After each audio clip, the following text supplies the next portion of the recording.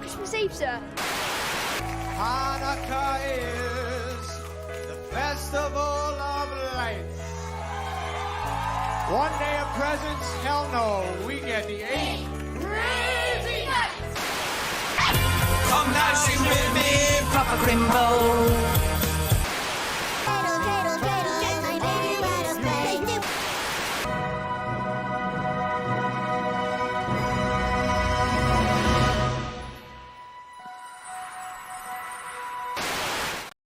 Yes, indeed. Yes, indeed.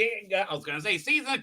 I forgot where we were. Season's greetings, ladies and gentlemen. I hope you're all well. Good evening, afternoon, morning. I hope everything is going good, well for you in this very festive part of the world. I mean, I don't know what's going on with Kwanzaa, but the Christians and the Hebrews, boy, we are syncing up this year, big time, bigly. Yeah, as the Trumpster would say. Lots of things are happening. Now, listen, I don't know if reality is warping and reshaping. It seems it might be, right? It seems it might. It's very hard to tell when you're in the middle of it, but it seems to be it's starting. It seems to be it might be. We'll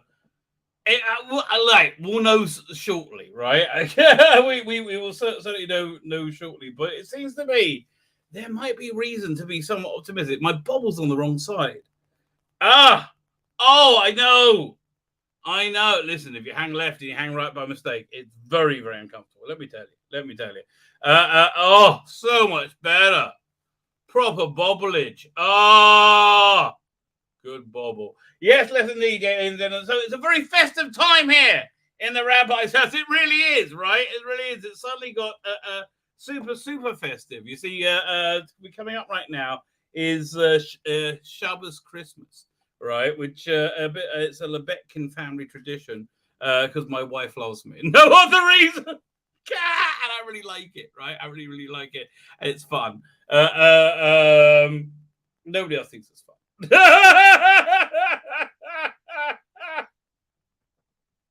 But I do.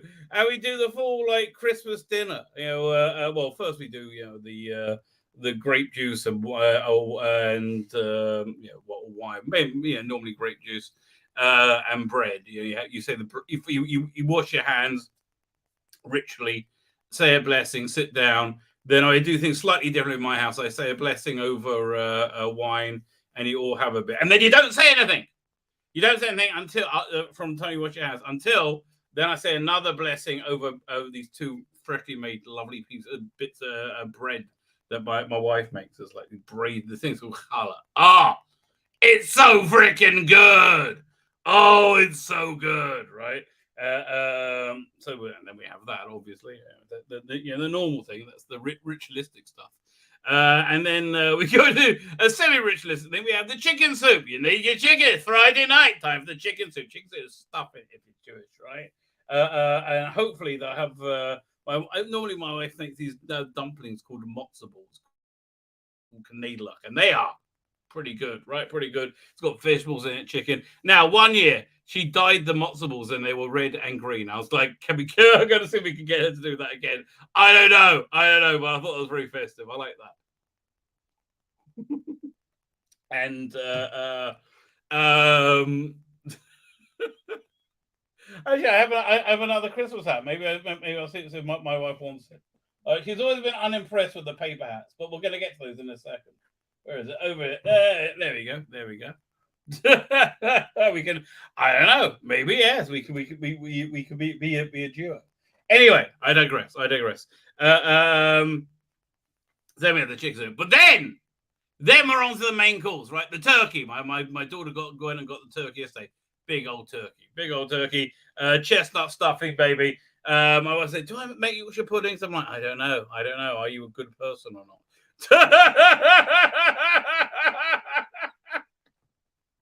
I said, no, it's not this, but yeah. So turkey stuffing, roast potatoes, peas. Well, we're not doing roast potatoes. No, we're doing we're doing latkes, right? Which is a Jewish thing. Shredded potato, egg, oil, egg, salt, made into a little ball, fried latke. Very, very yummy. Very yummy. We were going to do corned beef with it, but my wife got home and she opened up the thing they sent her from the super religious butchery, and it was the wrong. It was a brisket, not a corned beef. So we're having brisket with it instead. I guess then. I say corned beef goes a lot better, but I think you put some duck sauce on it, maybe. Oh yeah, it'd be quite festive, right? But then the pièce de resistance is the dessert, which is the mince pies. My wife hand makes the mince. It's in the cupboard, ready to go. I smelt it earlier. I nearly had an erection and came. Right? It was. Oh my god. That good, right? It was a grip your armrest good. It was so good. Oh, if a smell could be a blowjob, it would be that, right? And a good blowjob too. Oh, like a dirty, wet one. That's how good it was, right? It was just primarily good.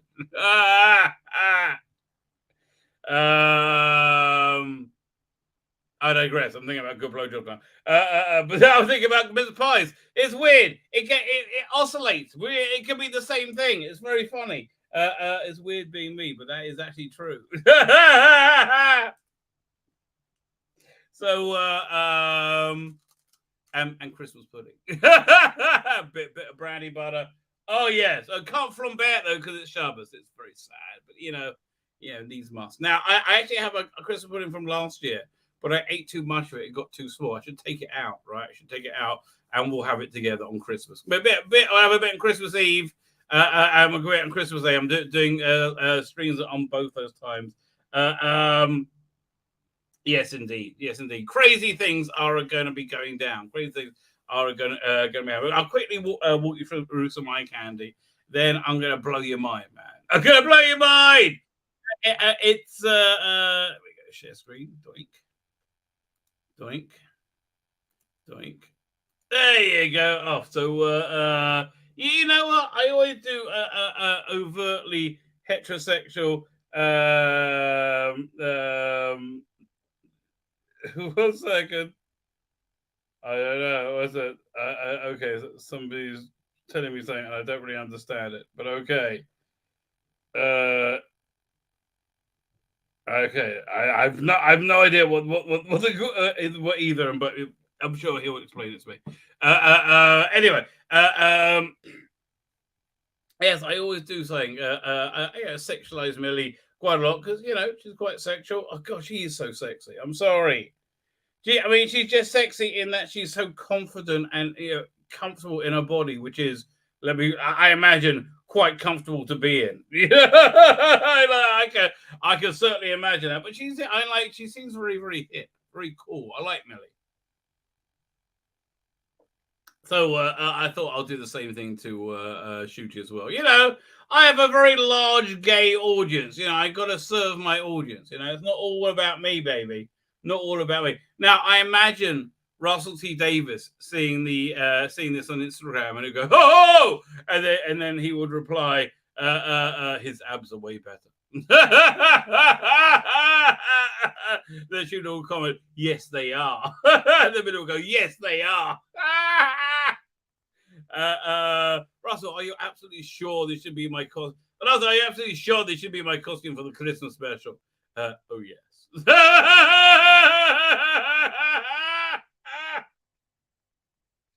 I just imagine he would like this, okay? I think he would laugh a lot. Okay, if Russell T. Davis is the guy he makes himself out to be in the like his column, right? In the person he writes, if he's that sort of person who has a temper and will snap at you, right? He will totally do that.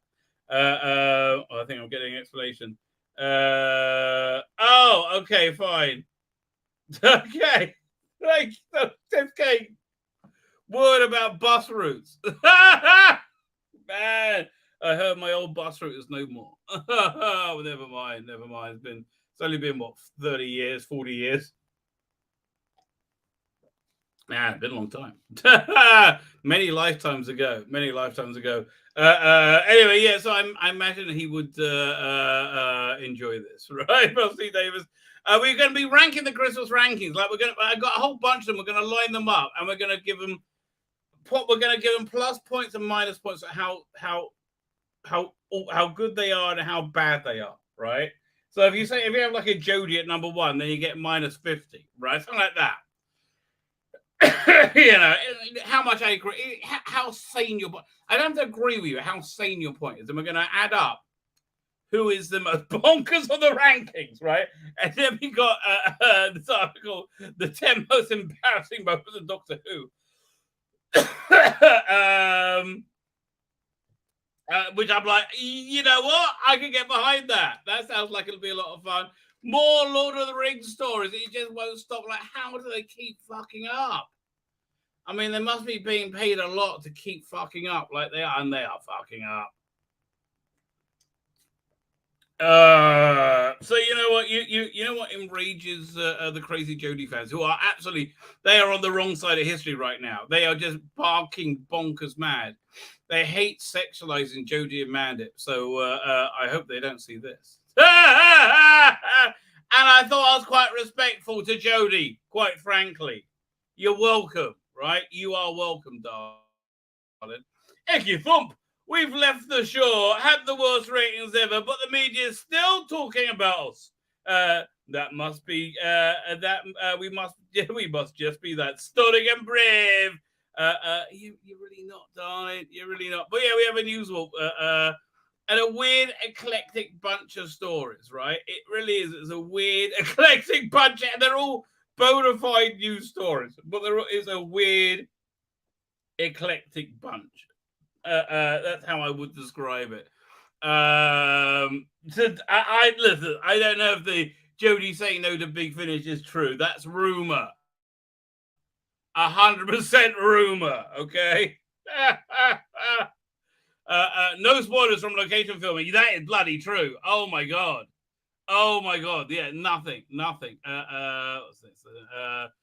War Master Escape from Reality, excellent. But I have to tell you, it's just been beaten as St. Better came out this month. I am halfway through the new War Master box set, and it is awesome. I mean, it's beat for beat Apocalypse Now.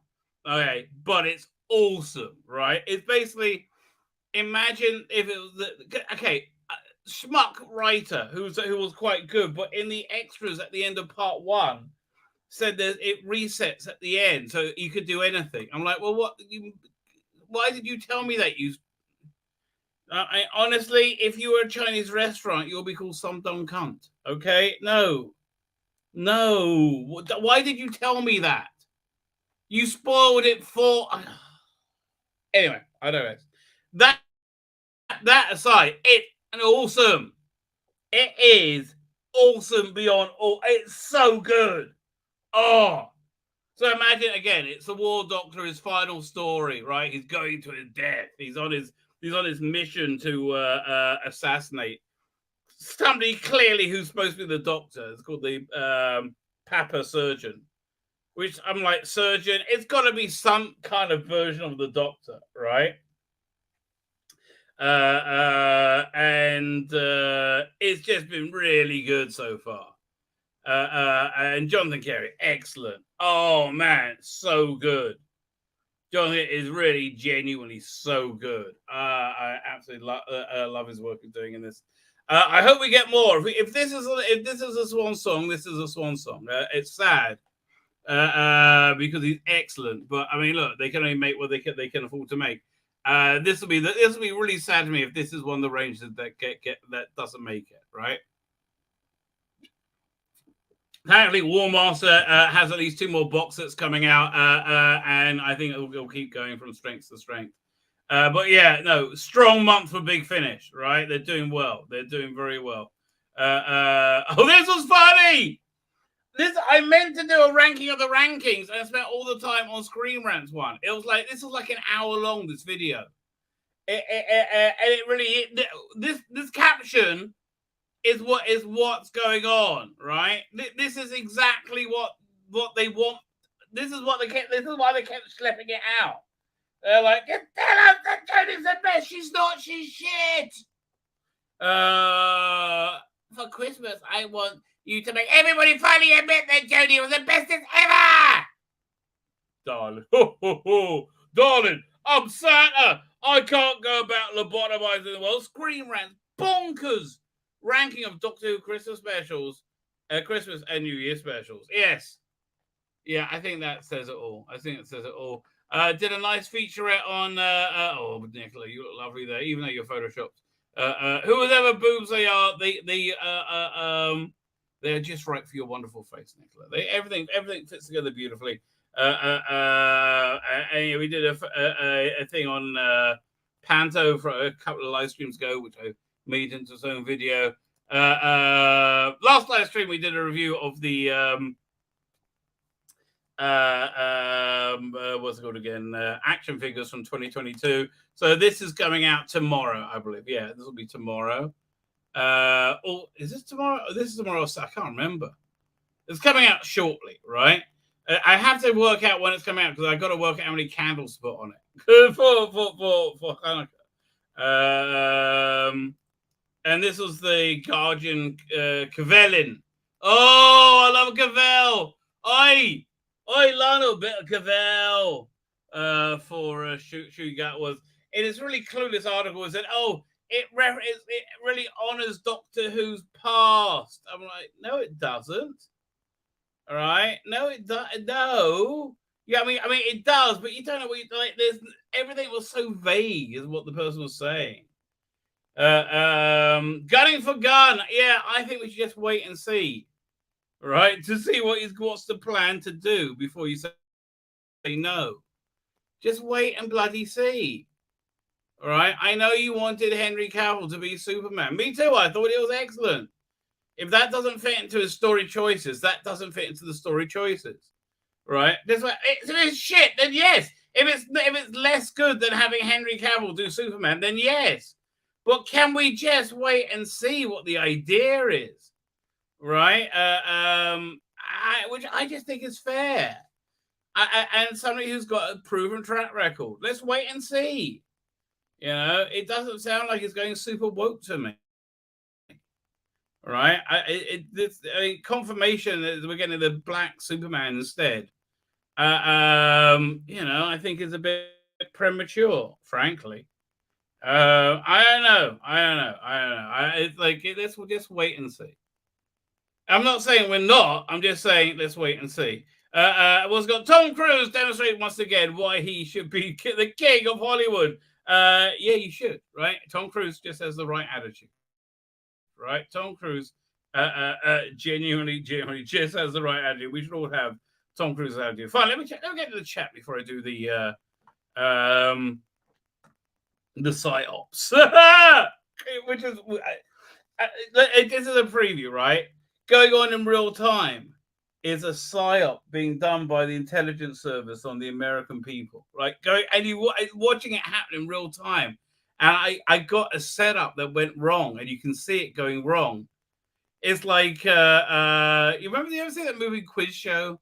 When they're looking at a film of quiz shows, and the guy's answering, and he answers it right instead of wrong, or wrong instead of right. You know, it's like, what? I didn't think I was supposed to do that. And you can see him being shocked. It's kind of like that, right? You'd be fascinating, right? It's fascinating. Fine, let's get to the chat first, because there's a couple of video clips of this. It's really amazing. Darren M, how you doing, Darren M? Thank you for joining us. Hit the like button. I can't argue with you when you're right. Mr. Jekyll and Hyde is here. I'm glad to see both of you.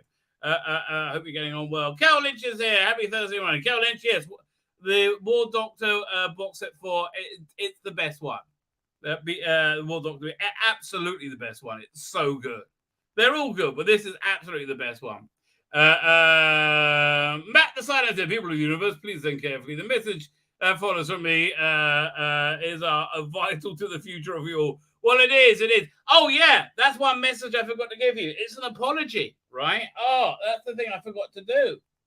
I was going to make different openings for all this week, and I totally forgot. Again, I had time to do it as well, and I totally forgot about it. So, okay, tomorrow I got very little to do. Tomorrow I basically got to set up one thumbnail, which is done. Oh, here. Did I have that? I didn't open those up as well.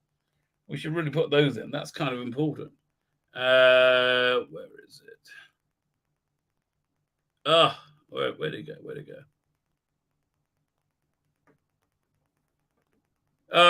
Everything is hard. That's tonight. No, it was over here somewhere. Where was it? It was this must be. Yeah. This is it. And and the YouTube one isn't. I haven't done this one yet because I have to decide what I'm going to be putting on it. But this one is for Instagram. This was for Christmas Eve. So we're going to be going over the classic Doctor Who episode, classic Doctor Who clip Christmas specials that never were. Which is I thought really kind of fun. It seems like a fun Christmas Eve kind of thing to do. Plus, it's Saturday night. We'll be catching up in the news, seeing whatever we miss. Yeah, normal schmoozing and talking crap. Yeah. But by the way, that picture of John Pertwee is made up of several images. It's made up of his action figure, his 12-inch action figure. And a picture of him and a paper crown to put on. 1 second, there you go. So that's Saturday night and Sunday night, Christmas. On Christmas, we join me for After the Turkey, chill, steam, and hang out. Yeah, that's basically the plan, right? Join in with drunken party games. We will be doing drunken party games. I don't know what they'll be, but they will be. Get ready to take shots. Okay, that's basically the plan. Debauchery is always, yes. Hopefully we'll be having guests and much debauchery will ensue. And obscene shenanigans. I love a bit of obscene shenanigans. I hope you love it too. Yeah. Doctor Who had Doctor Who let less meat on its bones when I got it back from you idiots. Russell, I just think he would probably like these, right? I think he would enjoy these. Anyway, Colin Archer is here. How you doing, Colin Archer? Matt the Silent is here. How you doing, Matt the Silent? Who else we got? Garbage is here. How you doing, Garbage? I always like your special weapon, Dalek. It came out of nowhere, that one. I read that somebody made like a life-size working version of that. It's very, very cool. What's that? Okay, the Simcha van is going around because it's Hanukkah. I can loudly playing rock versions of Hanukkah songs like lights blaring. Yeah, totally hear it. It's like I totally hear it. Go Simcha van! Yay! Simcha is happiness. Where are we up to? I said, PD Richards, how you doing, PD? Thank you for joining us. Give me sad news of my former bus routes. Of course you make Yorkshire puddings. Yes, PD's right. I don't know. Listen, I just don't want to. Look, she's also making the mince pie. Oh, she's got the Christmas pudding made, right? But she's also making the mince pies and the turkey. I don't know. I feel like I'm pushing my luck. But you love a brisket. Well, listen, if you want to stop over, you're more than welcome. It's a full house, though. That was one point I was making before. It's a full house. So it's we just heard my youngest son is coming home. My youngest from the army. I thought he was going to be in this week, so he's home. He's like the golden boy, right? Because he's just like by far the nicest human being I've ever met. Right? He's just super nice. And also he's doing well in the army. We're all very, very proud of him. Right. So and he's a delight to have home. He's funny and he's nice. So yeah, we're happy to have him home. My daughter's coming home now. She's like, she just lost a ton of weight, right? And she's come off this job where she was super, super capable, right? She fit this job perfectly, which was working on this cruise line. Being like, we're customer relations, schmoozing people, making people feel happy and good about themselves.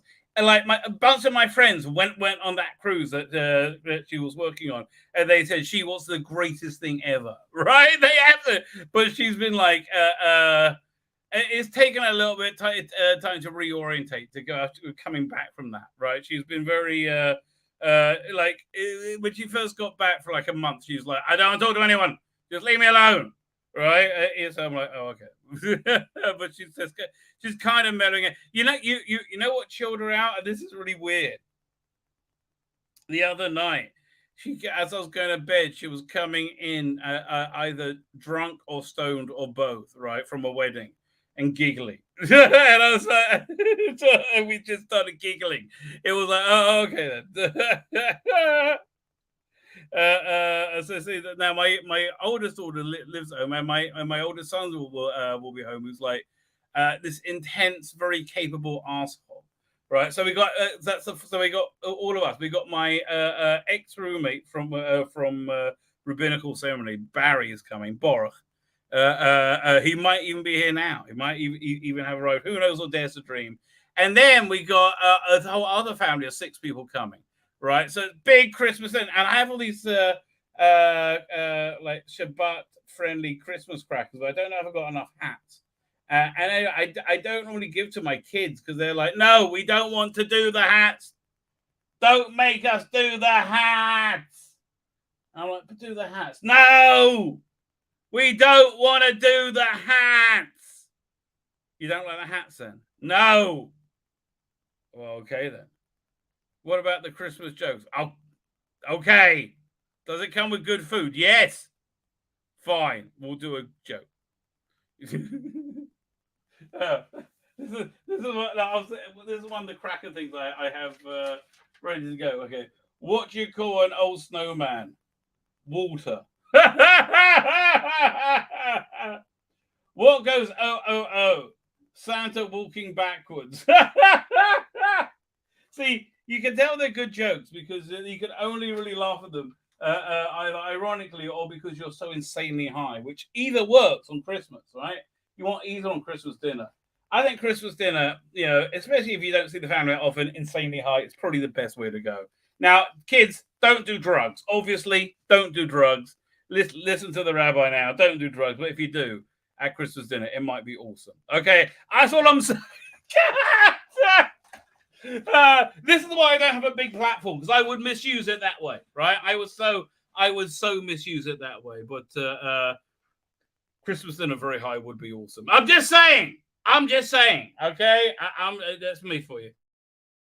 Given how many things apparently have a sexual effect on you, have you ever considered that you might be suffering from synesthesia? It's only Millie Gibson. What do you want out of me? Not only Millie Gibson, mainly Millie Gibson and Nicola Bryant, and what else? There's a lot of things out there. I'm a virile man. What do you want? My drives are still driving, baby. I can still have children. I don't want to. I can still have children. Please don't have children. Paul Dozen is here. We're not going to have children, right? Gal Karamazov here. I hope Gal Karamazov isn't my child from the future who's come back for a time hole to somehow contact me inappropriately, and he has to use the avatar Gal Karamazov. So, in proper headcanon, the master disguised himself as Chris Chibnall to truly ruin the Doctor. It worked. That sounds like something a future child of mine might say. Rabbi does sound like Basil Brush.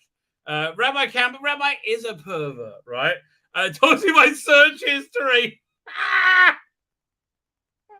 Okay, the truth is, I really avoid watching any porn, right? I really genuinely avoid porn because not because I don't like it, but because I super would like it, right? If you have no control over something, so I treat it like an alcoholic, like stay clear of that. Like the most erotic thing I've seen in my living memory was Scarlett Johansson in Iron Man 2. Okay, In which case, I think I gripped the armrest right in the theater. Tati, what are you doing? Nothing. Oh, nothing. Oh, yeah. Speaking of which, we should see more Megan Fox and things. Quite frankly, I don't know why is Megan Fox not in more things. She looks very good, and she can do the acting well enough, right? Just write something for her. No, she looks extremely good.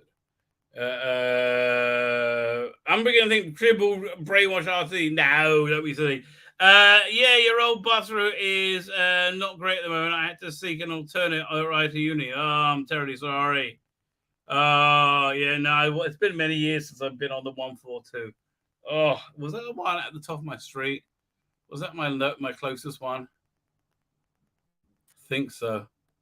Yeah, at the 142 and the 253 or 256 went. I can't remember. Honestly, it's way too long. It's too long ago. There was a pub at the top of the street and a chippy across the road. I wonder if they're still open. I hope they are. Right, I do hope they are. What happened to the Eki Thump book? I forgot about it. That's what happened. Oh man, I've got too many things on. I got to write this thing for Dr. Alex. That's my next thing. I've been trying to sit down for the last 3 days to do it, and my days just keep getting eaten away. Right, that's basically what's going on with that. DC, how you doing? I think I need twice as convincing at this. Isn't Doctor Who yet? What isn't Doctor Who? We're talking about Jodie. Jodie isn't Doctor Who, right? Anything Jodie on it is an instant disqualification. Following along therapy session. I agree with you. I do agree with you. I think that's a fair and a prudent measure. Oh man, I thought I nearly caught up the chat. Right, I did. Em is here. How you doing, Em? Thank you for joining us. Dr. Alex. Did you join me just as you heard me kvetching? Like the next thing said, somebody asked me what's doing with the Eki Thump book. I said, I can't think about anything. I forgot about it. I can't think of anything until I finish your story, which I've been trying to find time to sit down and write, right? And the last couple of days have been a nightmare. Oh, don't even start me, okay? Oh my God. Today I ended up washing the floor because I'm like, it's just too dirty. That took me like an hour. And I only did the living room, dining room, right? And man, it was filthy. I was going to do the kitchen as well, but I'm like, yeah, no, I'm done. Right? I'm done. And then that's how my time gets eaten up. Things like that. Everything is hard. That's tonight, baby. Dr. Alex, you are incorrigible, but you're also hopefully true. If I can make it, I shall. It depends on my mum falling asleep. Well, may I recommend a healthy combination of sherry and NyQuil? Sherry and NyQuil. Don't do that, kids. Don't do that. But if you've done it for Christmas dinner, completely high off your box, that might be awesome. That's all I'm saying. Don't do that. Don't do that. But I'm saying if you did that, that might be a cherished memory you will take with you the rest of your life. But don't do it, right? Don't do it. And certainly don't drop acid, okay? Yeah, never. Okay, here's things not to do. Drop acid at Christmas dinner. Drop acid. Don't do that, okay? I'm helping you out with this one. Don't drop acid at Christmas dinner. Thank you, everybody. I feel like you know who I need to make that a public announcement? Louise Jameson. That's the sort of voice I need behind that. Right? Okay. Don't do acid at Christmas dinner. Go to Christmas dinner, off your face. That's a different matter. Soda Enders, I think I said hello, but I'll say hello again. You're still waiting for your Daleks collection to arrive. It was meant today, but for some reason it's now set tomorrow. I'm waiting for the Who Adventures to arrive, which I can't wait for. Like the what's it called again? The coffee table book about the Doctor Who New Adventures, got all the artwork in it. Can't wait for it. And I know it's probably at the post office waiting for me to pick it up. but they haven't sent an SMS yet. So I'm like, just tell me where it is. I want my book. Shabbos is coming. I'll be so happy. Please get my bookie wookie. Fine, we're looking it up. Okay, we're looking it up. Okay, yeah, I feel this is for the channel, right? So we're going to get a book that I'm not going to show you what I'm doing. I'm just going to go doink. Okay, go to my account. We're going to book depository. I don't want to be. There's okay. I don't feel ashamed saying because I hate the people they used to ship this stuff. But I'm glad they're giving me tracking. Fine. I am tracking it, right? Doink. Number going in.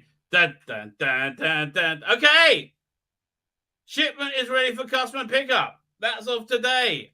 I got to ask my wife if you got a note. She must have got a note. Okay. Hopefully we can get it tomorrow. I am hoping. Oh, that would make me very happy. The Who Adventures look very, very cool.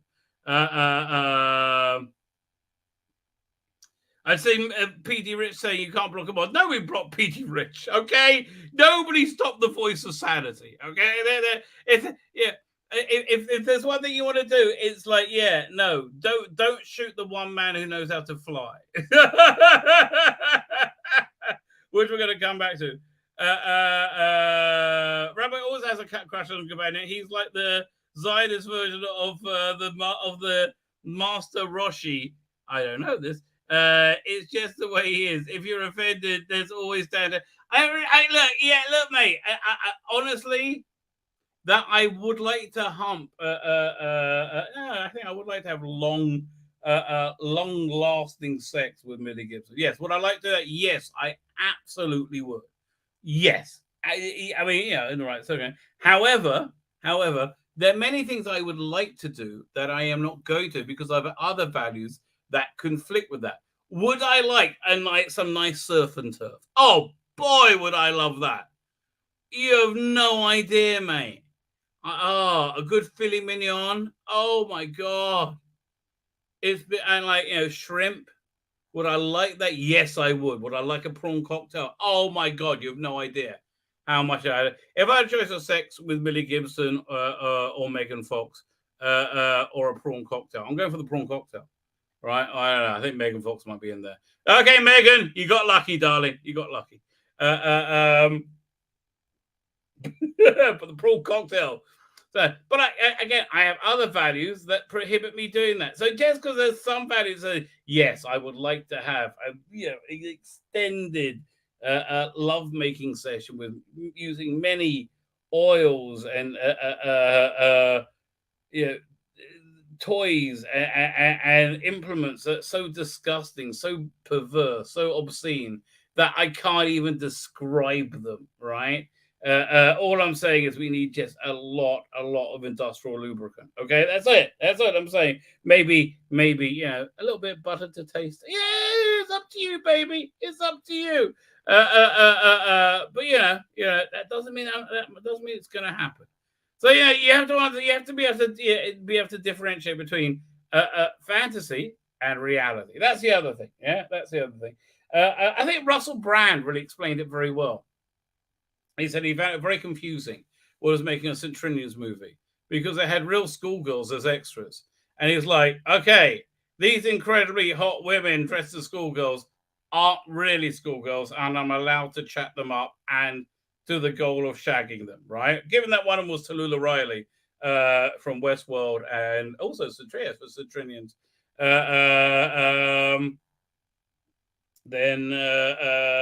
Yes, I understand. Yeah, but these people over here are actual schoolgirls, and I shouldn't do that with, right? So you see, it's I understand the fantasy of reality. He said it was very, very blurred at that point for him, right? That's just the way it is.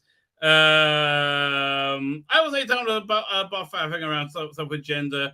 Let me Karen have certain loons on Twitter, but yeah, honestly, I think both the Doctor and Romana, who I find both immature Time Lords, are too mature to worry about swapping genders. I feel that's beneath them, right? Yeah, I do feel that's beneath them. And I feel also the idea that's based on that genders are interchangeable is intrinsically false and destructive. I would say evil idea. Disaster areas here. How are you doing, Disaster? Thank you for joining us. Eastern Buckheimer is here, as is Philip Bogart. The TARDIS is probably feeling a lot better knowing that Jodie doesn't occupy her anymore. Well, you understand the first thing that happened is he spat Jodie out, right? I'm like, well, that all makes sense, right? It all makes sense, right? Watch out for the brown acid. Nobody got the brown acid. Brown acid, it is bad. Mark the Vicar is here. How you doing, Mark the Vicar? I can remember some rum and some other beverages at the same cup. Read in his. I can recommend. I can't do it in his master's voice. But that's the other thing we'll be having. But I'm very happy about, which goes very well. We do this all winter long. We always have hot mulled wine for dessert on Friday nights. Oh, that is very good, glorious. That with a bit of Christmas pudding. Oh, ambrosia dipped in nectar. And it's nice because it's like it's Sabbath, which means it's like there's no technology, right? You're cut off from everything. It's really mellow, right? It's very nice. I enjoy that, right? My kids, they don't like the hats. I've got to see how many hats are hats. Rank of the Rackers. Now imagine that being said by Jonathan Roth. Ranking the Wankings. I think your arm will get tired, mate. I think your arm will get tired. I'm not usually a fan of British women in the slightest, but I have to say the looks of Millie Gibson might swing me to be. She looks fantastic, and the way she moves is sexy, right? It's just, and she's not trying to be sexy. She's just confident and hot, right? It's just who she is. And I don't mean it as a diss. I'm just saying, she's sexy because she is. Tzvi Lebetkin, have a holiday in England. You can have as many pulled pork sandwiches and prawn cocktails as you want. No, I can't, mate. I would love that, but I can't, right? But cheeseburgers, no cheeseburgers. That's why we Jews are finding the fake meat thing great. We're like, oh yeah, Steve Jobs, you do this because that means I can have meat and milk, right? That's the other thing. I can't cook a steak in butter. Right? Yeah, I would love to do that, but I have other values. It's not the only value, mate. Mind you, there's a lot you can do with a whipped cream and a Sontaran dish. There is. Yes, there is, and they're very appreciative. Those Sontarans, they're very, very appreciative. So anyway, first thing I think it's important that we talk about that. By the way, it's the fifth night of Hanukkah, right? Which means we're plowing through it. So I don't know what's going on. It seems okay. Okay, this is the analogy I seem to, which I think is accurate, right? That imagine you're sitting on a plane, right? It's like, and all of a sudden, somebody in a pilot's outfit comes running in flames down the aisle, and jumps out the door, right? And then everybody just kind of ignores it.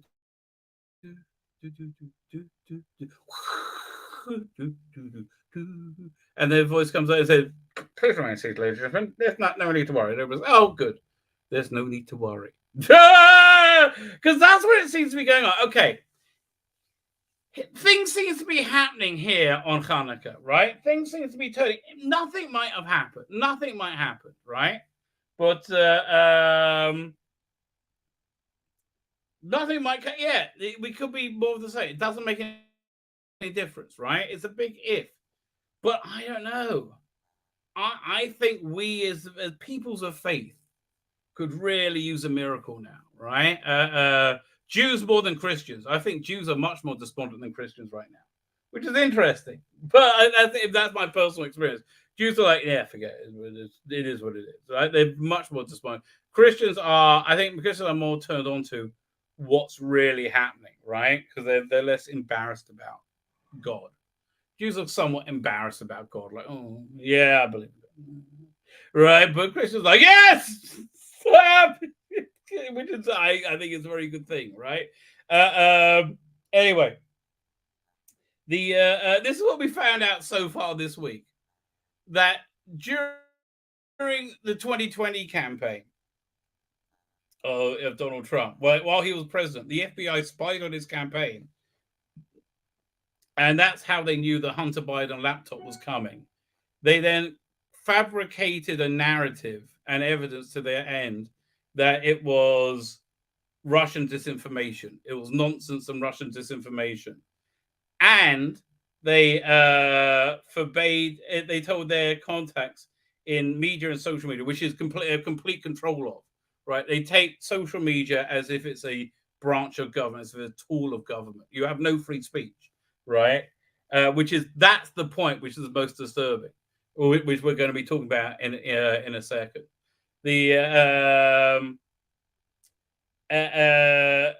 With the intent of changing the course of the election, which all the data says they were successful in, right? At the same time, right? So that was seen to be a big deal. Oh, and they also paid Twitter for it as well. Right? How much more incriminating can you get? Which is quite. In any other time, this would be a big deal, right? This would be like, oh, this is because it came out that the FBI, probably the CIA as well, is running a psyop on the American people. That is, they're making them think things are real that aren't real, and up is down and black is white. That's happening in real time right now. It's absolutely incredible because now when you can say, I'm going to show you, and it will blow your mind, right? So right now we got the Carrie Lake trial going on. That they went to trial, I think, is a miracle in of itself. Now, us Jews, we have this song that says Dayenu, like, and we sing it every Passover, like, if God had taken us out of Egypt, but, didn't take us through the Nile, the Red Sea, it would have been enough, Dayenu, right? And if it did this far, it would have been enough, Dayenu, it would have been enough. I think for most people, it won't be enough if we just get this far, right? And it's going to be crushed.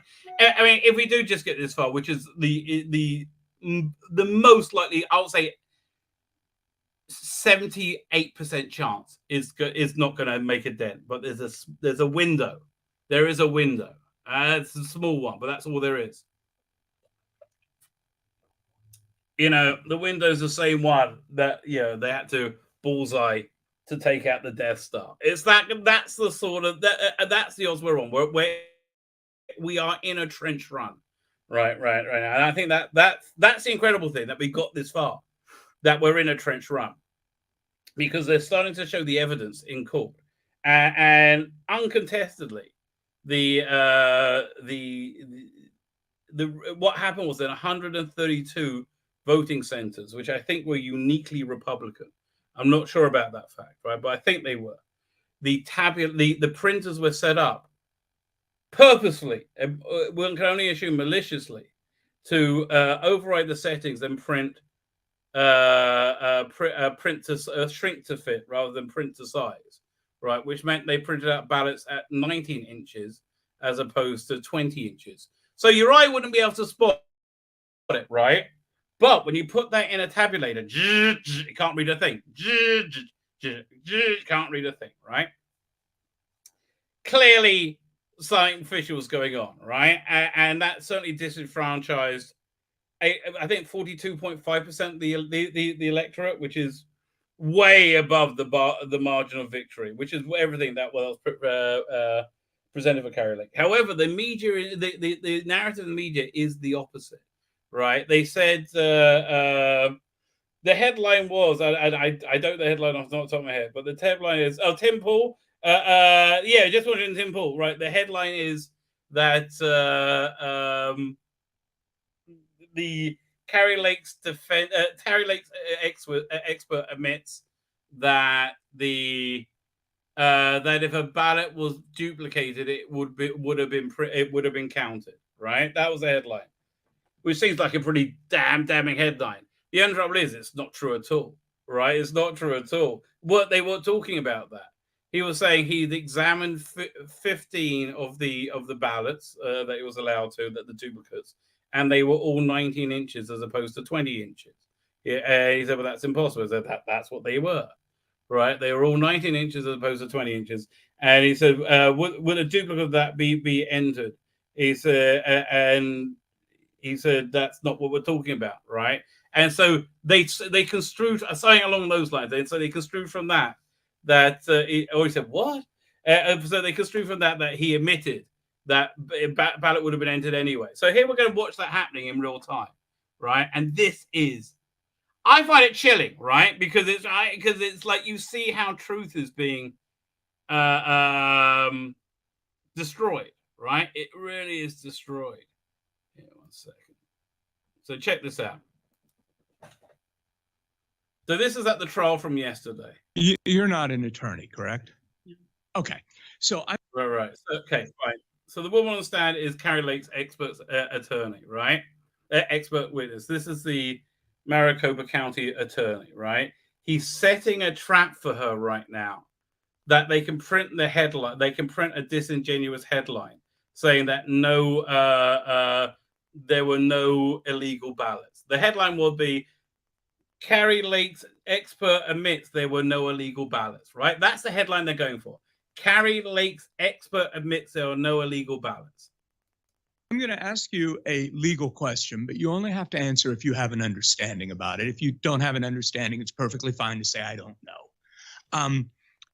Are you aware that under Arizona law, a ballot is not actually unlawful if it is, the term that's used sometimes is harvested or ballot collection, but Right. Okay. So again, he's teeing this up. So she says, "No, I didn't know," or whatever. Anything she says, other than what she says, they got the headline that she admits there were no unlawful ballots. if somebody who is not authorized to handle it deposits it, or like what happened at Runback, if somebody brings it and inserts it into the stream, but not into a designated authorized drop box. Are you aware that under Arizona law that is not actually an unlawful ballot? I think the term in the law is. By the way, look, this is fantastic. How she bats him away, and look at his response. That's the important thing. Look at his response. Lawful ballot. I think the term in the law is an invalid ballot. Okay. Booyah! Your Honor. Bam! Yes. Look. No more questions. Thank you very much, Ms. Hunter. Yes. Okay. Smoked him. And that's what's going on. Smoke and mirrors, right? Smoke. None of this is real, right? None of this is real, right? It's incredible. And they say, the tool of Satan is to fool you, right? It really is. It's to make you think that the terrible thing's going to happen, right? Unless you do what it wants you to do, right? It scares you, makes you think up is down, black is white. And I think that they are trying so hard to create this cloud of unreality. Should be a white pill for us, not a red pill, a white pill. It's that it's all falling apart.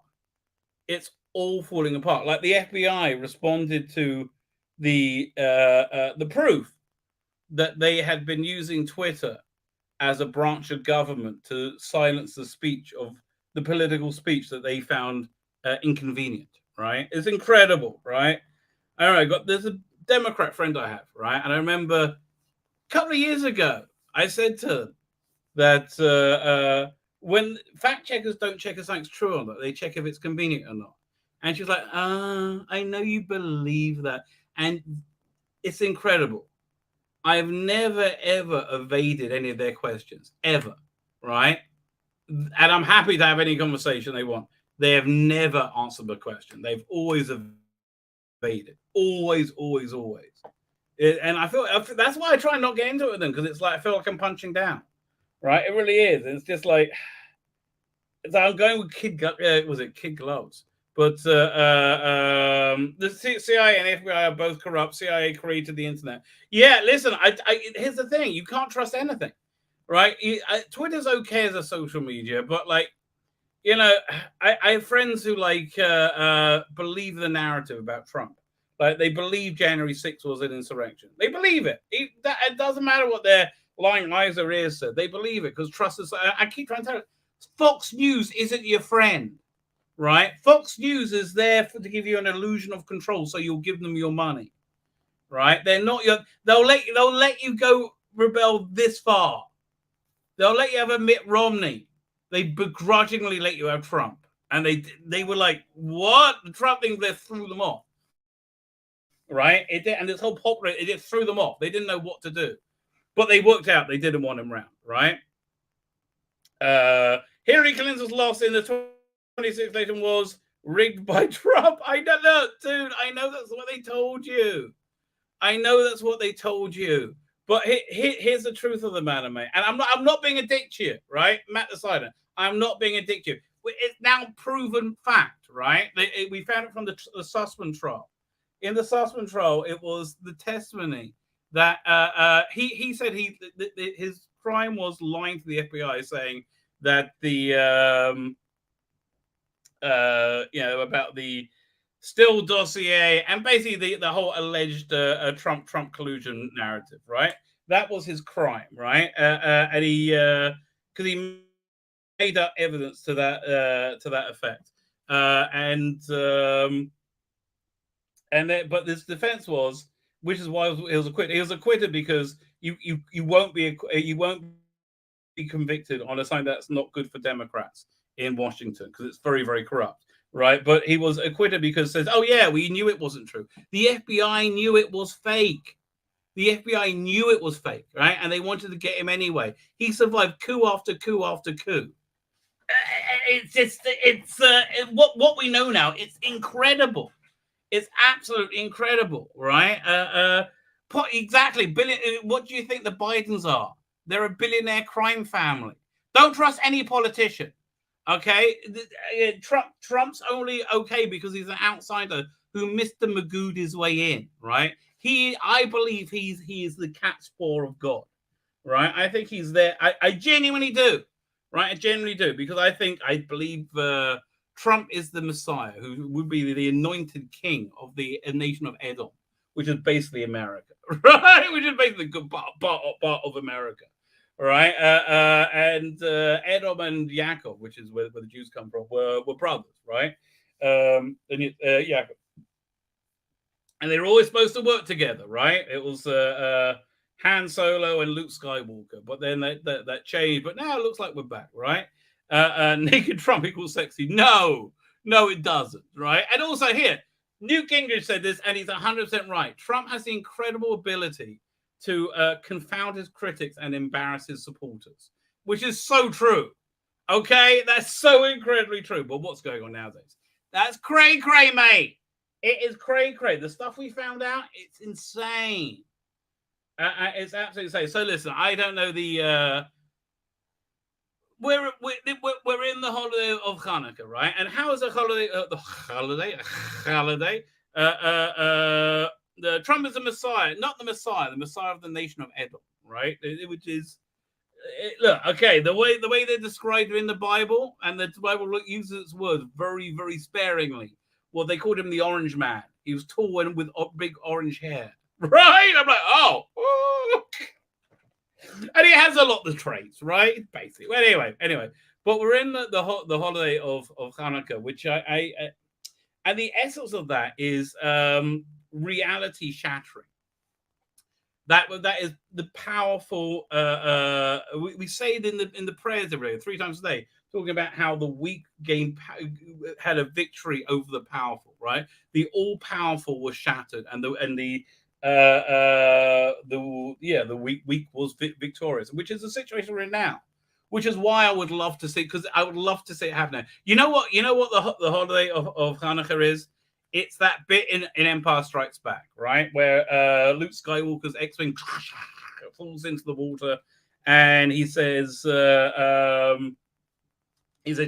just like, use the Force to get out. I said, but it's too big. And may I tell you, no one's ever said that to me. I said, use the Force to get well, I've had to use the Force. Anyway, I digress. Use the Force to get it up. I can't. Every time I say that, I giggle. I'm sorry. But raise the X-Wing, whatever.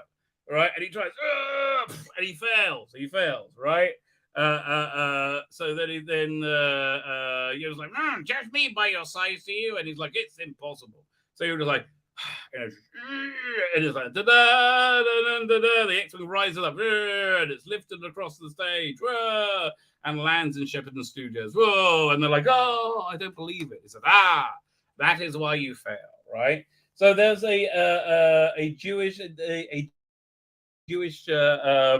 parable, maybe it might be a real story. I don't know, about a person who wanted to light candles for Sabbath, or it might have been Hanukkah. I'm not sure, right? That they and they only had and they had vinegar, and they used vinegar instead of oil, and they're like, and they said, well, light it anyway.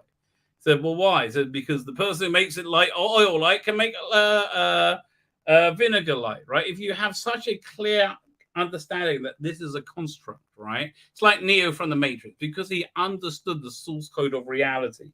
He wasn't bound by it. That's the same thing with this guy. So this is where, if you can tune into it, right? If you're lucky, sometimes you might that source code of reality may wibble like it did in the Matrix, right? And I think that might happen. Right? I think that might happen. If this Carrie Lake thing goes through, it's insane. It's insane. It's absolutely insane. If it does, it's gonna be kind of crushing, right? But you know, you have to. I trust God's plan, whatever it is, right? It's never what you expect it, right? But man, I hope we get something. I hope we get something. I haven't lit good candles tonight. I went for my daughter who got home later. So so we got that's what's going on, right? That's what's going on. But I think we're living in incredible times, and we may be watching, like, you know, the world crumble. Who can tell? Who can tell? I always think, yeah, I am, and we never are, right? So there's that. Right? There is that. But I think this is an important news story that I think we really need to get to. I think it's very, very important that we attend this story. Share screen. You know, I'm all about public health and safety, right? And that's why I'm here to help you. We're sharing this news story from today. Doctor warns against the surprisingly stupid triple Xmas trend. Don't masturbate with ornaments. Okay, now firstly, I'm thinking of the little balls that are on a Christmas tree and they got the bits of tinsel on them. That doesn't sound like it'd be a lot of fun. Right, that does not sound like it'll be a lot of fun. And again, thankfully, we have a doctor tell us, don't masturbate with ornaments. Because, yes, you don't want to end up like this person. This actually happened. How dumb are people? Really? Hi. You'll never guess what happened to me and why I'm here at the emergency room. Okay, is that the woman? Christmas ornaments going to have sharp aspects and pieces that can break during masturbation. Okay, yes. Okay. Here's the thing. You need to use either your hand, right, or something that's designed for that job. A candy cane isn't that, and that's weird. Okay, that's weird. If anybody wants a woman to masturbate with a candy cane, or a woman wants to masturbate with a cane, like, okay, look, live and let live and all that, but no, that sounds bad. Don't do that. Okay, don't do that. Okay, much better if you go to Christmas dinner off your face, right? That's much better to do that, right? Much better. Don't drop acid at Christmas dinner. Don't drop acid at Christmas dinner. Or masturbate with ornaments, which can use called soreness. Okay, the risk of trauma and generally unsuitable for your vagina. Yep. Well, yes. They have to tell anybody this is disturbing, right? It is disturbing. This is slide 3 of 5. That's just an ad. And she's still advising. This is just basically a vaguely hot woman saying masturbate, and everybody goes, okay. Look. Honestly, you had me at this picture, right? Do we ever, like, what the hell's wrong with you? No. Oh God, that's a ball. Oh, stop. Oh, stop. That's just wrong. That's just wrong. Okay, that is just wrong. That's why I say, you know, it's all fun and games until you lose a Christmas ball in your vagina, right? That's what I say. All fun and games until you just lose a Christmas ball in your vagina. Let's have a quick Google of Doctor Who if there anything happened, Doctor Who, the TARDIS, the song is written by Peter Falk. Jodie Whittaker offered best portrayal. What? Motherfucker! What? What? What? Motherfucker! What? Holy shit! Really? Really? That's bizarre. Okay. When I say that's bizarre, I want to be very clear. That's bizarre, and I was just talking about masturbating with Christmas ornaments, with motherfucking X-rays. Yes. This just happened, right? This just happened. I was like, yeah, okay. And then I saw this and went, oh, that's bizarre. Okay? That gives you a gauge of how bizarre that is. I don't know if we can actually get to that. I'm too shocked. We might open up the page. Okay, I'm just too shocked. Okay. You know what? I need some Christmas cheer. I need some Christmas cheer. I need something to fortify me, to lift me up, And I find what always is other than X-Men 577. How you doing? And Joseph Slits, how you doing? And who is it? David Ashton, how are you? I'm so useless. Godwin's is here. Is here. Ethan Book, I think I said hello to you. Okay, I think I got out with a name. Fine. But the next week, I think I need a bit of a boost, bit of a lift up. And for that, I reach out to royalty. Haven't enjoyed the 5th season of The Crown. Have to tell you, haven't been able to finish it yet. Maybe I'll try. But I haven't finished it yet. I'm still getting through a lot of Christmas stuff. I reach up to royalty. I reach up for the divine light, like a ray of light breaking out through the darkness. That also is true for bat's piss as well, actually. So I reach out for that, and fortunately, I managed to catch a sunbeam in my hand. That would be not the best of royalty, of course. It's Birmingham. When you get to royalty, you get like your official royalty, and then you get like your backstreet nipper, like when you knock up the housemaid. That's how I would describe Birmingham's King of the Geeks. May I introduce you, the very festive Dan Hadley. I've been described far worse than that. Hello, mate. How are you? I guess you have. How are you? I'm good. I'm premiering my executive model Christmas hat, which I didn't get in time for the Type 40 Christmas show. I tell you, it's very fluffy. It's really, you can barely see my eyes. But fortunately, I can see you, and I can see everybody in the chat. Hello, Merry Christmas to one and all. What's this about? Did you see, is that the Christmas ornaments story that I saw earlier today, the dildos and don'ts of how to masturbate with... No, I just had a don't, right? I just had a don't. With X-rays. I did wonder, has Jodie Whittaker been caught masturbating with he hasn't Christmas? Not masturbating with it, so I think it's about the same thing. He has to prove the negative. That's what I would have to say. So far on the show, we've decided that if you go to Christmas dinner with your family, off your face on weed, that might be a lot of fun. Okay, but don't do drugs, kids. Don't do drugs. And the second thing we did is don't drop acid for Christmas dinner. That would be really bad. No, that would be a really bad, unless everybody was doing it together, right? It's a bad starter. That would be interesting, man.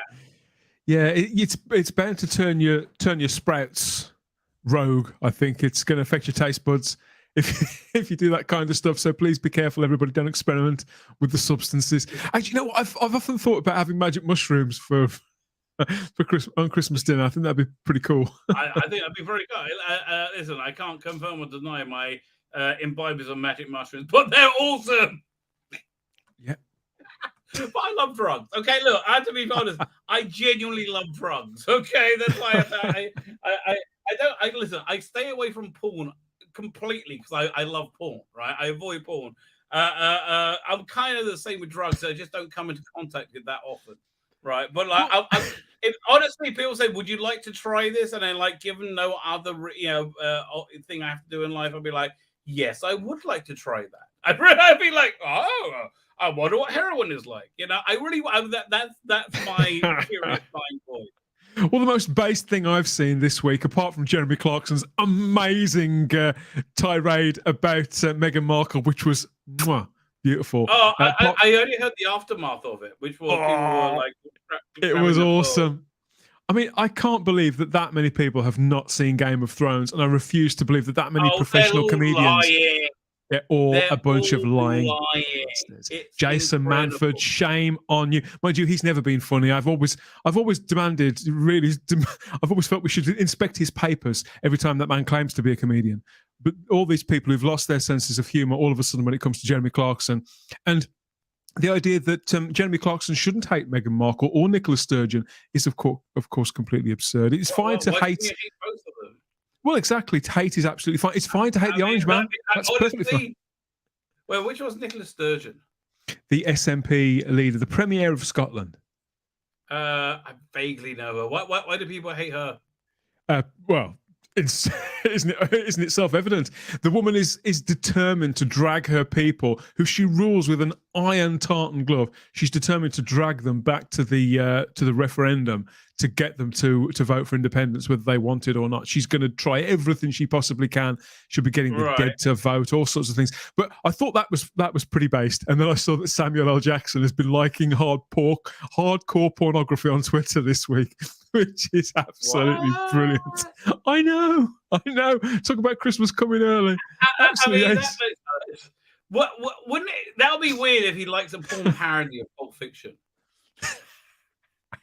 That would be bizarre, right? God. That honestly, we should do that. Somebody should do stars from TV shows review their porn parodies. Absolutely, totally down for that. I would watch that show. I would totally watch that show. It'd be like behind the sofa, behind the sofa things on the Doctor Who Blu-rays. Right? Yeah, exactly. It's like I don't know, cleaning the sofa. I guess. Yes, absolutely fine. So we've done hard drugs and we've done hardcore porn. What's next on the list? I did show in real time, man. You're not following the America right now? Oh God, what's happened now? No, I haven't. I don't know what's going on. So bad. Okay. Again, in normal times, this would be a big deal, right? Nobody's mentioned it, and it's the weirdest thing. Apparently, the FBI spied on Donald Trump's campaign, found out about the Hunter Biden laptop, concocted the narrative that it was Russian disinformation, made evidence to that effect before it was released, threatened also and paid social media and media to bury the story. With the intention of swinging the election. Apparently, there's been they have complete control over media and social media, other than Twitter right now, right? Which is why they're freaking about Twitter. Well, the Twitter files disclosed that the FBI ordered that 150 people were silenced, were shut down, and there were random people from the people you'd expect, right down to people who've got like 20 followers. Yeah, no, yeah, people like me. Yes, yeah, I know exactly. Yes, exactly. Yes, they care about people who make memes that are funny, right? That's the fifth generational war that we're in that we don't realize we're bloody in. It's insane what's come out this week. Right. It's becoming more creepingly obvious, I think, that this is really, really serious, that censorship is a massive, increasing problem, that freedom of speech is probably died whilst we weren't looking, while we were looking at our phones or something. That's exactly what happened, right? Exactly. And but again, that the FBI and the CIA have complete control of the social media platforms, and they and media as well. And that's why we've had disinformation campaign after disinformation campaign. It's been relentless. They're like, and they're having a go. Well, mate, they're having a go at Elon for removing these journalists from Twitter. People like Taylor Lorenz. They're squealing like bitches. Oh, it's wonderful. So I doxed him, followed his kids, all this other stuff. It's insane. It's insane. supposed So to do there's nothing. was it Carrie Lake is having a trial right now in America in Arizona. Was she? Look, her election was out of apparently 132 places where you can vote. The machines, which I think were all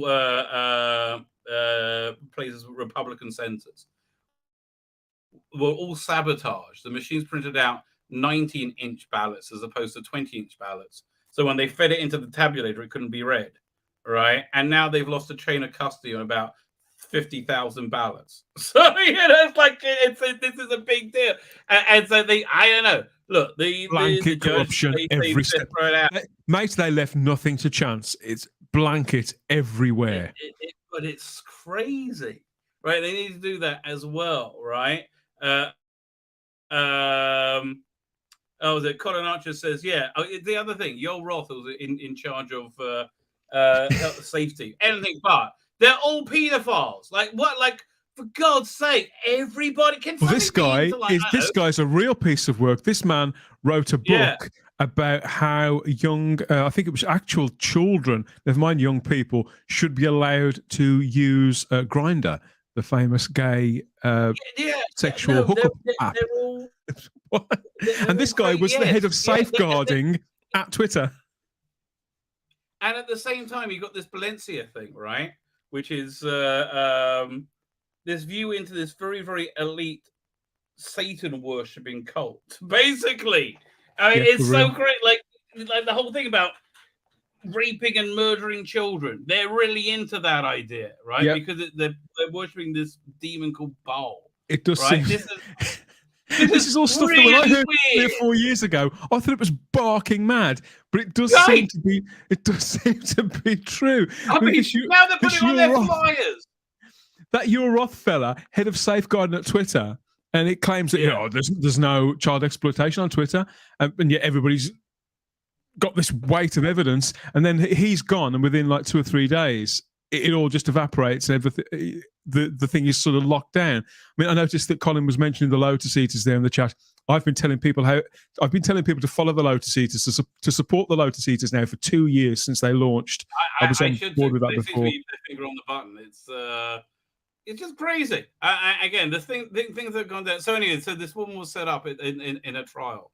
For example, the headline was. I just said all this about 10 minutes ago. The headline was that Kerry Lake's expert admits that the duplicated ballots would have been counted, right? That was the headline, which seems bad for them. Said, what's the difference? It would have been counted, right? Okay. So what he actually said was nothing of the kind. They said when it was he tested all the 15 ballots, and 14 out of 15 of them were 19 inches as opposed to 20 inches. He says, and so the machine couldn't tabulate them. He said, but a duplicate would be made and they would be counted.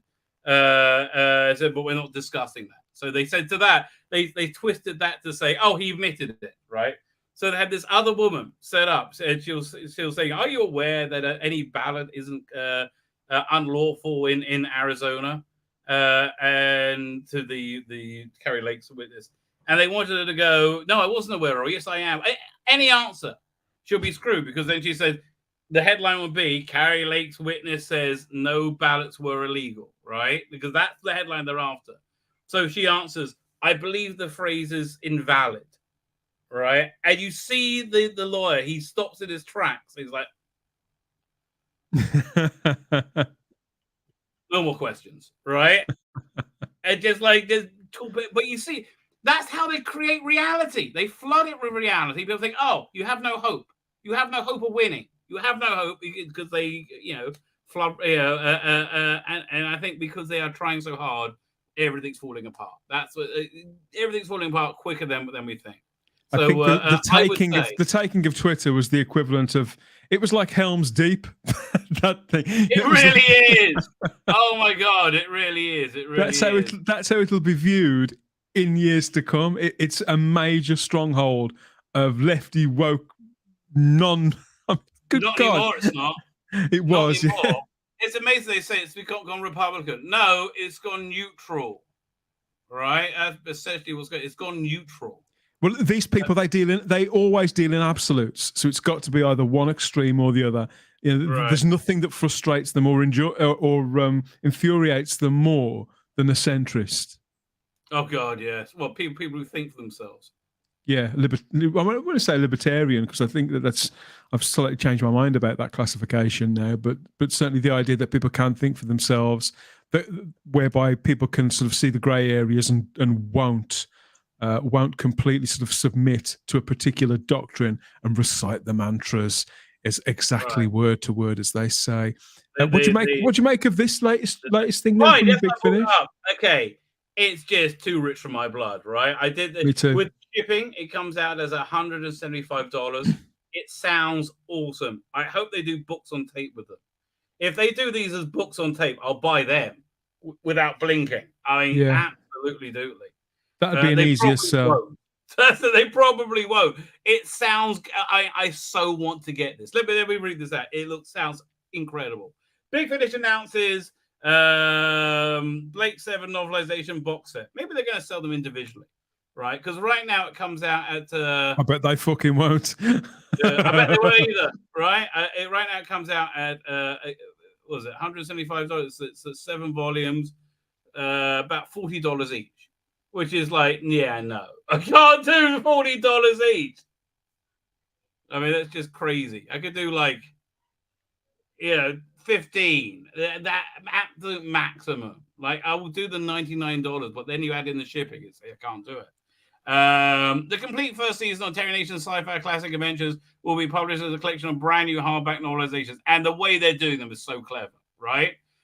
Blake 7 debuted in BBC television in 1978 with the development of a cult following of fans eager to enjoy the exploits of Roger Blake and his gang of rebels in their battle against the sinister Federation. The trouble was, it never looked that good, right? It was always just a bit embarrassing. Great ideas.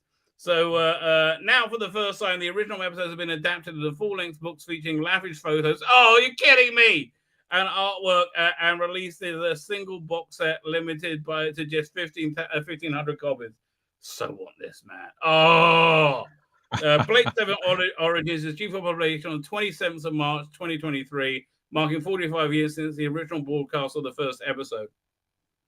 The set of 7 is now available pre-order for £99 plus postage and packing. Exclusively here. So I'm like, I'm not interested, right? I'm not interested. And then they say, who's writing them? Way back in space, or Paul Cornell. Now, Paul Cornell, well-known douchebag. Nobody likes Paul Cornell. Boy knows how to write, right? The boy knows how to write. Yes, sadly, undeniably, the man is a good writer. And yeah, I don't think he's written anything Doctor Who related for quite a time now, is he? So this is a bit of a coup. Yeah. Listen, I think he's. Does he strike as being that busy? I don't know. Well, he's always got those. Always got Kickstarter comics on the go. To be fair to him, he did have a really good stint at Marvel when he was working on Captain Britain and MI13, which has been a long time ago now. Years ago, and I've read those comics. I'm reading all the crap. The comic book work I found, generally speaking, very bad.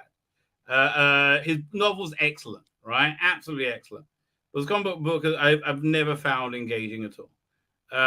So he's doing way back in Spacefall. Then we got Mark Platt on Cygnus Alpha Time Squad. I mean, really? Gary Russell on Web, Seek, Locate, Destroy. I bet that's going to be good. Jacqueline Reiner on Mission to Destiny and Jules. Stephen Cole. I mean, these are all the greatest hits, right? Project Avalon Breakdown. Bounty and Deliverance by comic, and Aurak Redemption by James Goss. Oh, fuck me. Oh, I want these so badly. The great writers. Producer and commissioning editor Peter Andrews said, wonderful writers bring their talent, imagination, and wit to these novelizations.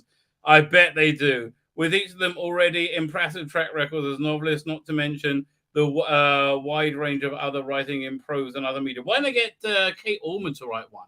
Her thing comes out next month, right? You know what? And this is, God, hey, I think Kate Allman is. I can't see her being interested in something like this. I think she's far too cerebral, far too creative. I don't know. Have you read a Blake Seven fanfic? No. It's brilliant. Oh no, I didn't realize there was. Okay. He's written some really good bits of Blake Seven. I mean, I can believe it, but I can't. You see, with these writers, all of whom I rate, right? I know that the majority of them are Blake Seven fans, and so they're the names I would have expected to see there, and I can see that they would get a personal thrill out of doing this, and the end product will be absolutely of quality for the readers out there. I'm not a reader, so I haven't really got any interest in this, but for readers out there, they're going to get a good read. But I can see somebody like Kate Orman wanted. I would read these. I think. Yeah, I see them, and being a big Blake Seven fan, I want to support everything that's Blake Seven.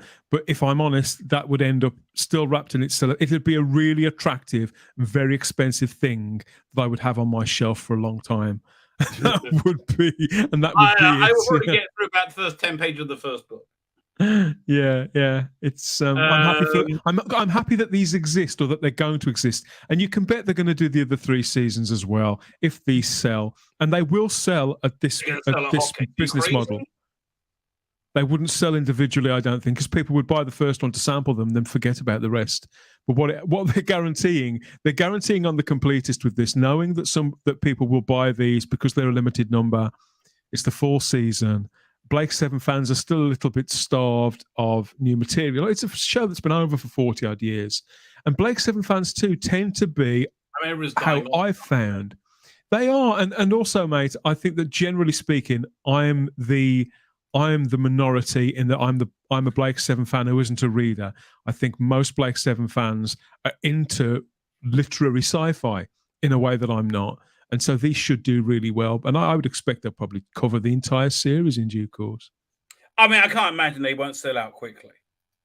Yeah. I mean, it's like 1,500 seems like a really reasonable print run. And again, it looks gorgeous. The price. I mean, I don't know how much shipping is in the UK. To me, it's like the shipping is £50, which is crazy.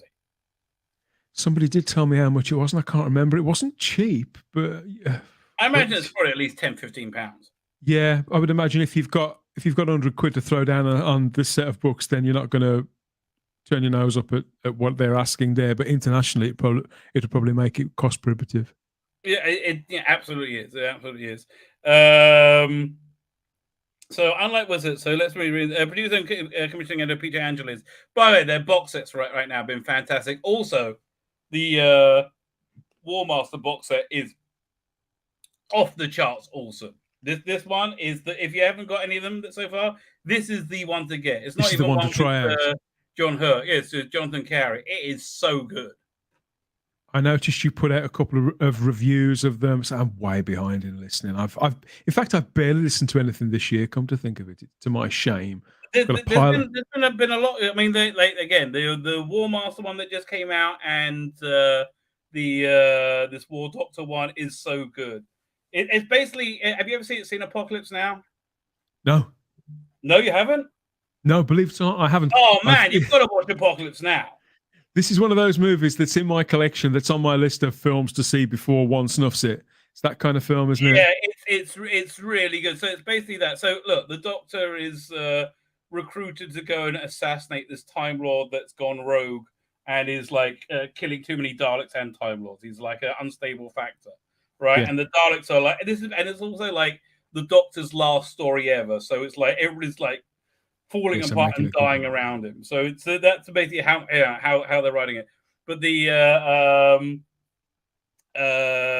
so again, so far, so at the middle of the second one, this is a mild spoiler. But again, it's beat for beat from Apocalypse Now. So I don't feel I'm spoiling it because they're so closely following it. He gets a message that he's not the first person to get this mission.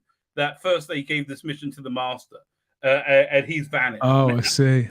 Oh, that's really cool. You know, just while I remind me, well, you know what?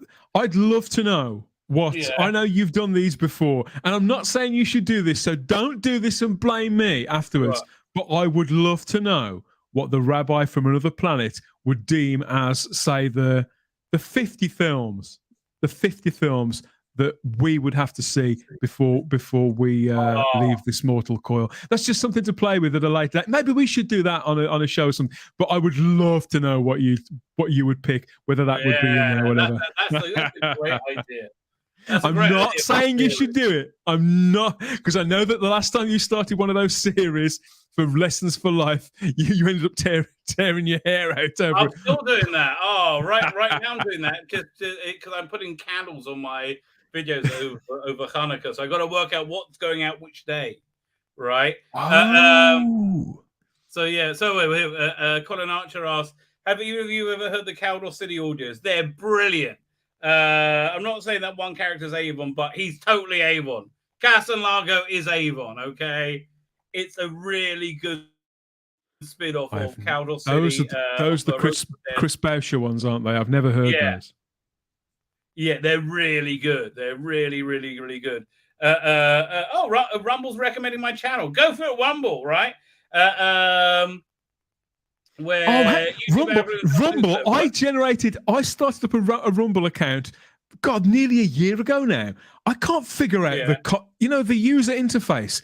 It's so tricky. None of it makes any logical sense. That's his drawback. It's not as good as YouTube, right? Its drawback is it's not good. So wait, I just want to answer Fractal Machine. Yes, I'm in Karney Shomron. If you're local, come say hello. Okay, come for Shabbos. I was just going over Christmas dinner. What do you do for Christmas dinner? What do I do for Christmas? I'm going to my mother's this year. My brother and my mother, they live together just a short distance away from me. So I'm going down to them for that. And then I've got my kids coming up. Actually, I think my kids are coming up in the evening this year rather than the morning. So yeah, it's going to be sort of divided into two. So I'll be spending half of it with the folks as a dutiful son, and the other half as the stern father. There you go. Okay, well, where do you have your turkey? Both or neither? I'll be having my main meal down with my mother, but obviously I'm a vegetarian, so I won't be eating turkey. But right now, this is the best time to be vegetarian ever in the history of humanity. Right? Without. It's correct. I mean, because Jews aren't allowed to mix meat and milk together, so we can't have cheeseburgers there. This new fake meat is incredible. It just tastes like meat to me. Like the new fake hot dogs taste like hot dogs. They taste so much like meat, it freaks me out. I mean, and they have done. That's been the case for quite a while. I've been a vegetarian for 32 years. Yeah. Since I was a kid, since I was a teenager, I've been a vegetarian. And when I first went vegetarian, the veggie food tasted nothing like meat. And it I know. Now it does taste almost exactly, to the point where I think, oh no, so if it's too good. Don't get me wrong. This is all Bill Gates' plan to subjugate and control you. Okay, don't eat it. Right? I have a religious thing. He's a vegetarian. Right? That's just right. That's it. But I'm working out well for me. So but you can do stuffing and there's turkey. Yeah. I have everything except the meat, and there are so many great substitutes. The idea that you need meat in your diet is I don't think anybody believes that anymore, do they? Okay, you're actually no. You want to know something really weird? I went about a year without eating meat, and after about 3, and it was not for ethical reasons. I'm perfectly okay with experimenting on animals. That's fine. Oh, so am I. Incidentally, yeah, so am I. It was a health thing. Oh, that worked out. It was reasonable. It was interesting. But after about 3 months, there's these bacteria that live in your stomach, right? That eat meat, and they die out. And when they die out, you no longer have a craving for meat. It's the weirdest thing, but that's basically how it works.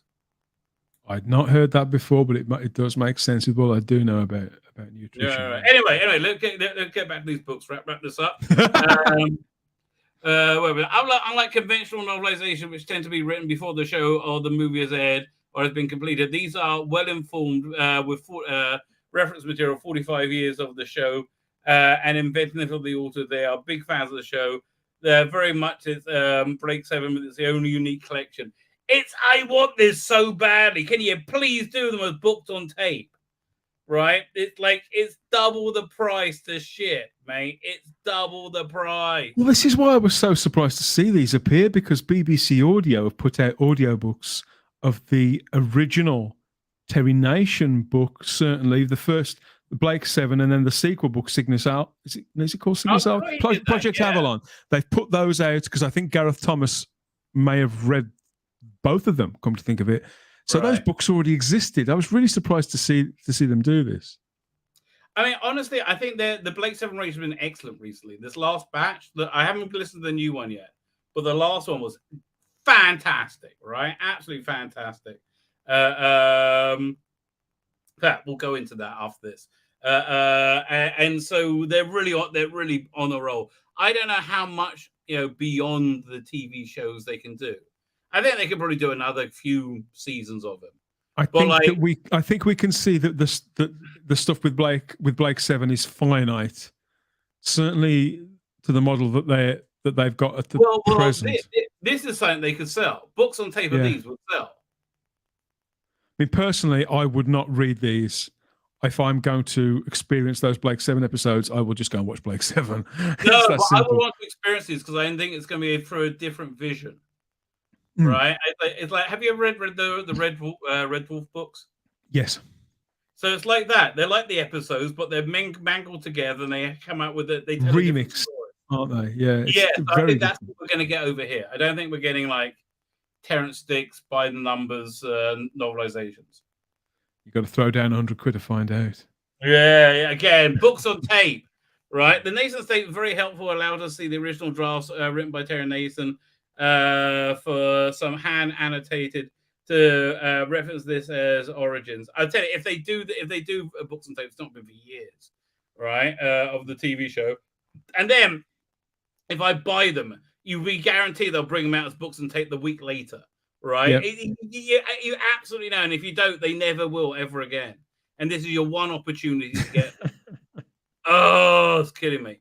When appropriate, we're staying faithful to the original series. For example, some draft scripts feature characters Arco Trent and Brell Klein who make it onto the Liberator, but spoiler alert, they won't be escaping Cygnus Alpha in our novels.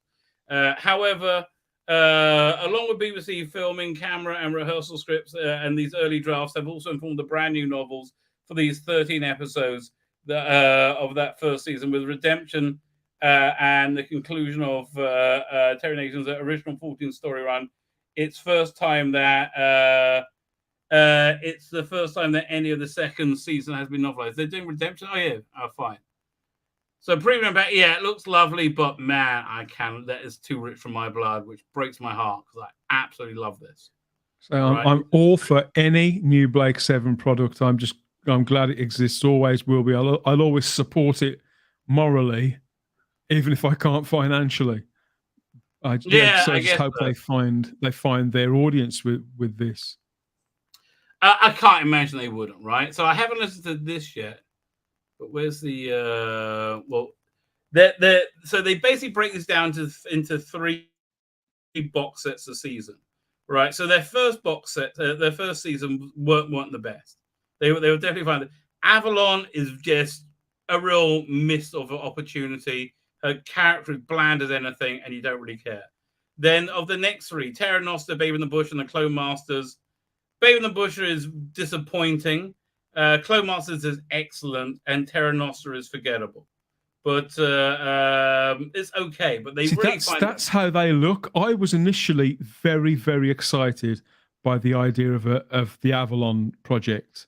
In my view, and this is, if you remember, I interviewed John Ainsworth back on my channel over 2 years ago now, when they were putting all of this together, and he couldn't confirm the actual products themselves, but he did tell me, he described it as they were looking at Blake 7 as we knew it as being Star Trek The Next Generation, and that they were going to develop a series of audios that were going to be the equivalent of a Deep Space Nine, so sort of a series that would run parallel to the main show. And I think he delivered that. I think that stands there. But to me, what they really need is something that's ongoing at the same time too, and a character like Avalon leading up a parallel sister show would be viable to me. I think that's something that they should. If it wasn't dull as ditchwater, right? Yeah. They was nothing about the character anybody knew, and they could have made her into a really. It could have been like a Game of Thrones. It could have been like what Andor wanted to be. It could have been really like an interesting show with its own identity, right? That lived in its own universe. Like that. Yeah, I agree completely. Right, and they just blew it. Honestly, I think they blew it because I don't think they had the best writing talent. Let's have a look. There are certain characters in the history of Blake Seven that really stand out. No, they have good charisma writers for this, and it's just very bland. Okay, it's just very, very bland. The only life in this is when you get the original Blake Seven character. So, like when Baben appears in this, he's awesome, right? He's fantastic.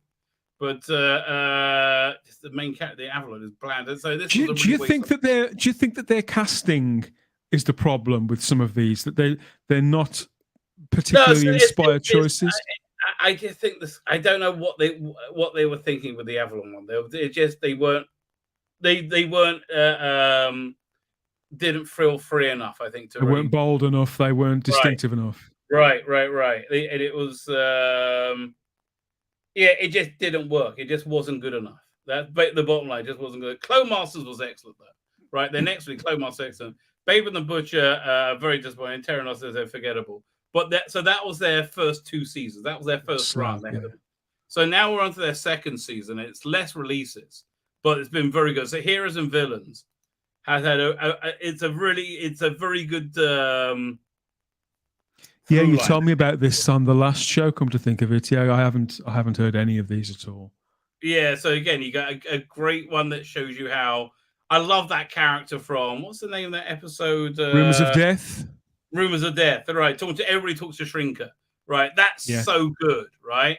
Deal with Dorian, also excellent, and the Armageddon Queen wasn't so great for me because I couldn't remember the character, right? I had to go back and watch it, but that's it. Both it was good, but then this one after the war, this was freaking awesome, right?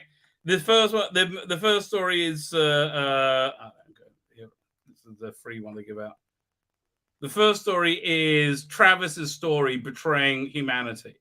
And it's so good. Andromeda 1. It's such a good story. It feels really organically Blake 7. Is it this Peter really I can never pronounce his name. Peter Anglides. He's taken over the range from John Ainsworth now, isn't he? He's the main Blake 7 guy there.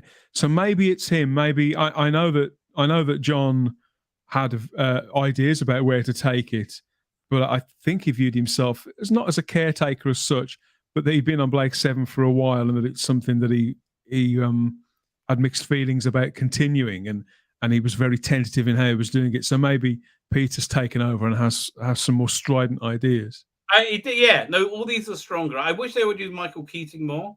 These are all mainly Sally Kinvet and Jan Chappell. But still, these are 3 excellent stories. I think Fallout is the weakest one. It's Jenna right after the war, when she's on this planet, and there's a Federation there, but they have this uneasy alliance with they go into like who the aliens were that attacked them, right? So that was a good little story, and then you find that it continues. It's a very good one where Callie is lured into a trap by the same alien goes through. So this was excellent, right? I haven't listened to the new one yet, but it just came out, so I looking forward to that. It's been very good. So like this Blake 7 stuff, man, I hope they make books on tape out of them, because I bet they're very good. Wish I could have. It's a sad sort of reality, isn't it? When you look at this range sort of gradually continuing, as I say, quite tentatively maybe, but it's definitely pushing on. And you do wonder, did they ever speak to Chris Boucher about this? Because he'd worked for Big Finish. He's only just died. You'd have thought. Oh, we should read his obituary. It just came out, right? Let's have a look. I've been meaning to get to this. So, Chris Boucher obituary, writer and script editor that lent dramatic complexity to Blake 7. Absolutely correct. It really did. He absolutely lent dramatic. That's the best description. Like, you had the basic setup by Terry Nason, but the dramatic complexity, right? Yes, I would say that's his take on it. What would you say? Terry Nation was a very dynamic writer, wasn't he? And he had he was a populist, whereas I think that Chris Boucher was also a populist in many respects. He wrote for some of the most popular shows on British TV very effectively, stuff like Bergerac and whatever else. Right. But he was he understood drama, I think, in a way that I don't think Terry Nation ever really did. Oh, look who wrote this. Toby Hadoke. Oh, I don't know why I'm surprised, but yeah. I think he's the go-to guy. Right, how perfect. Fine, so let's read the obituary. Chris Boucher, who died age 79, was a writer and script editor for many of the popular TV dramas in the 70s and 80s, and one of the most with a particular aptitude for science fiction. Absolutely.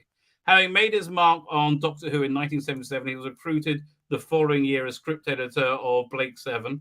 Terry Nason's series about a gang of outlaws fighting a corrupt federation basically it's the talked about today, right?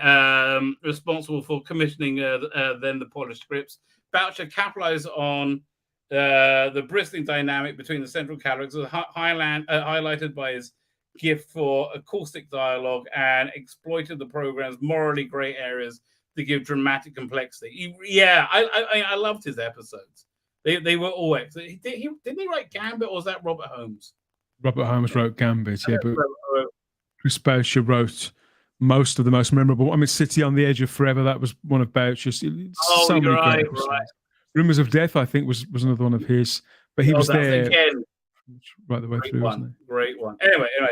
Among the scripts he wrote himself was the shocking 1981 finale. Yeah, man, that was a kick in the balls to all 11-year-olds. I tell you.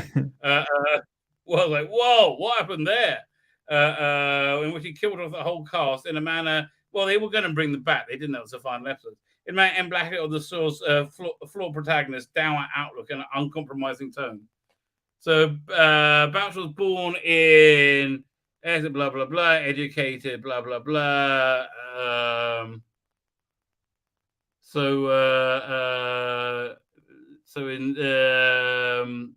He was well versed in science fiction literature. His first contribution, The Face of Evil, one of my favorite. I think that is one of my favorite stories of all time. Has a bold concept: a misprogrammed spaceship computer that thinks it's God, and so embarks on an exercise in eugenics involving a stranded crew.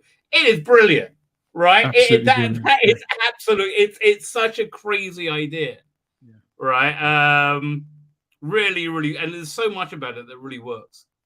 Was it the story? The story originally titled "The Day God Went Mad," a tad strong for the BBC. Also introduced new companion for Tom Baker, instinctive tribal woman Leela, and contains one of the Boucher's greatest lines.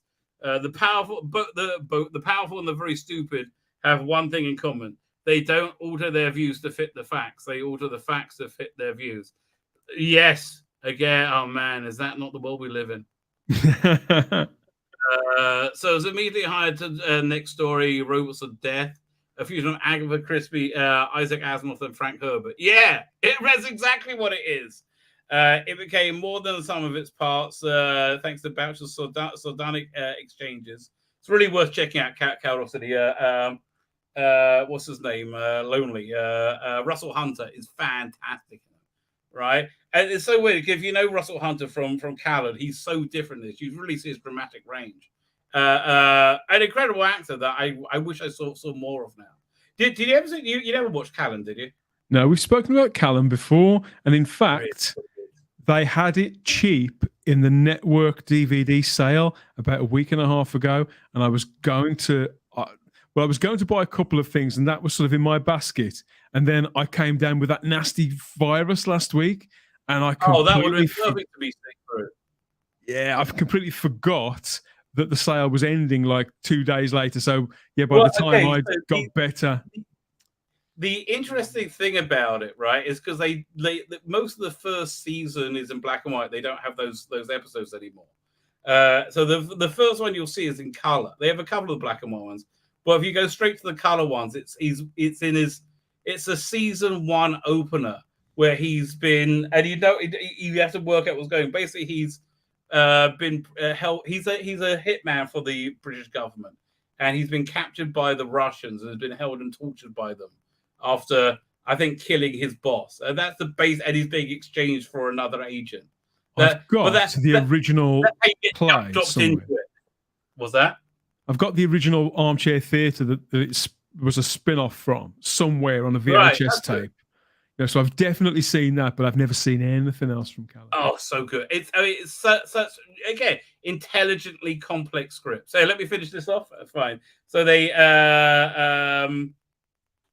was it the your classic example of the inverse ratio between the size of the mouse and the size of the brain. World-on characters, world-building through dialogue, hard sci-fi concepts, augmented by a strong cast, excellent direction, and striking art deco design. Everything is firing at all cylinders. Season 14, still regarded as among strong. Image of Fendel, not one of my favorites, is a spooky synthesis of modern technology and ancient horror, with some shocking moments, amusing characters. You might think my head zips up at the back. Says one. Although Blake's haven't plucked him away from Doctor Who, his work on the show endured.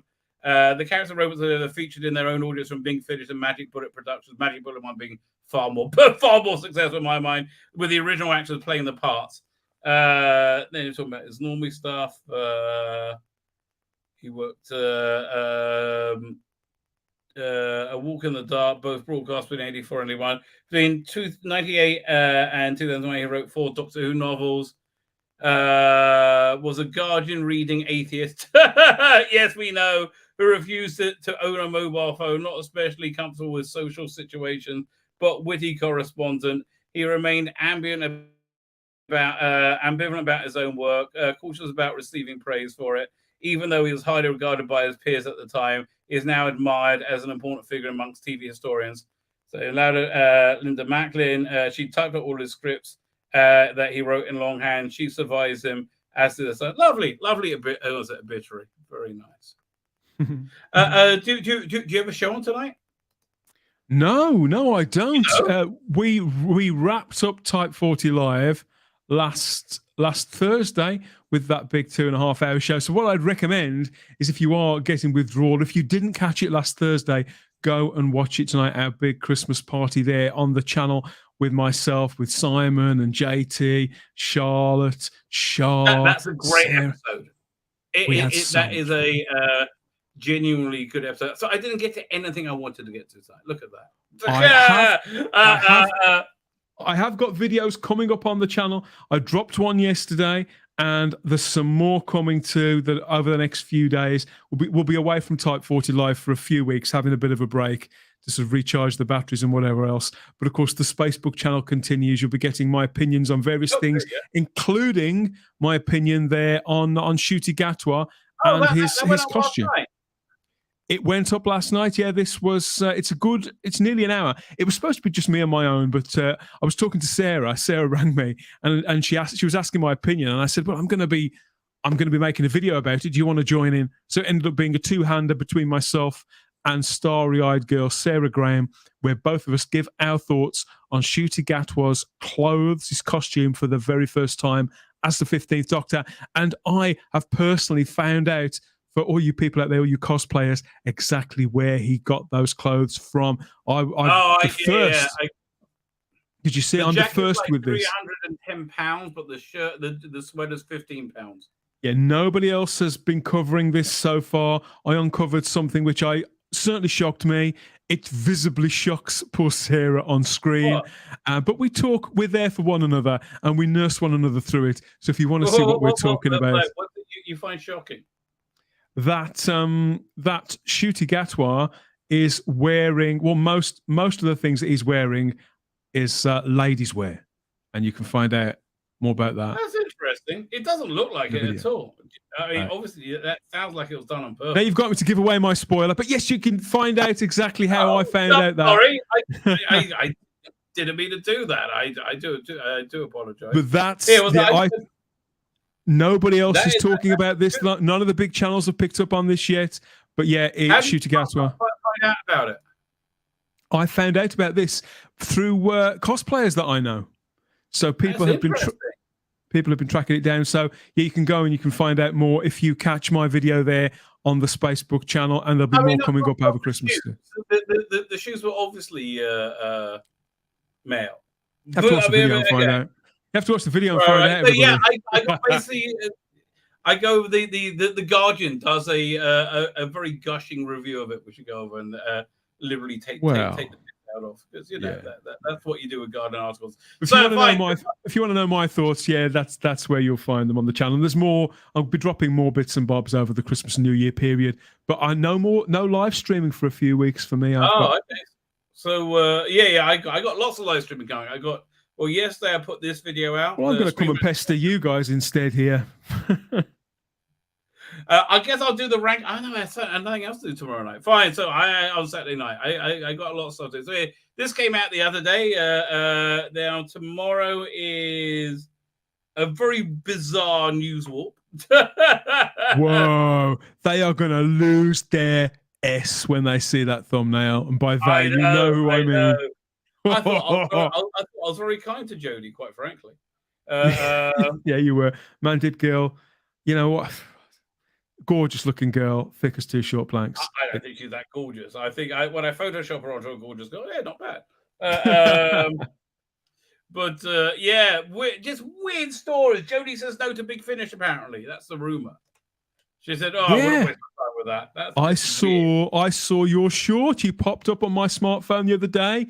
Full on Rabbi telling me all about it. It was yesterday, wasn't it? I thought, wow, that's been Rabbi. That's what I should call it. Yeah, and I thought, wow, where has that come from? And of course, a big heat. Well, as I said on Twitter, because somebody tweeted your video at me, said, "What do you think of this?" And I said that, well, it gets Big Finish off every hook. It's the best thing in the world, isn't it? You can imagine Nick Briggs thinking, "Oh, thank God." Oh God! I think there's a vague possibility of them getting free sales on their Session One Master and Dr. Ruth. But people like him, and it's pretty hard to screw the Master up, really. And because he's such a good actor, and because if they put the right writers on it, it stands a chance of being good. Even the Chris Chibnall script, not excruciating. Anyway, so that's tomorrow night. Then Saturday night, Christmas Eve. Join me as we look at Christmas specials. You're welcome to join me for this one as well if you want. We go through Christmas specials that never were.